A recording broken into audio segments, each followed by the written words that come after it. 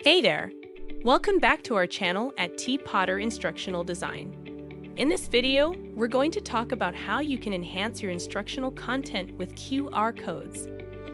First, let's talk about what QR codes actually are.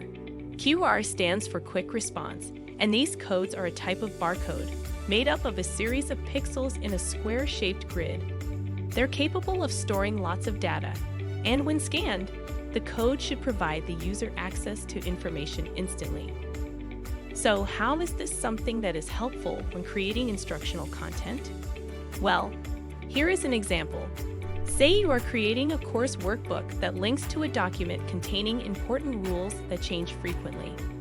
Instead of updating the course workbook each time the rules change, you can go into your QR code database and update the document attached to the QR code.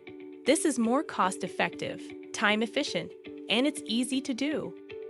While you may need a paid subscription to manage large databases, there are tons of free apps and websites to make QR codes. Simply search QR code generator in the App Store or in your search engine. Some great places to start are Canva, QR Stuff, and QR Code Monkey.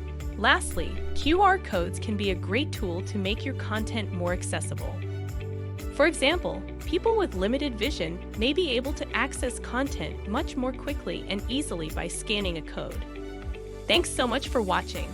Please like this video, subscribe to our channel, and check out our website at tpotterdesign.com for more.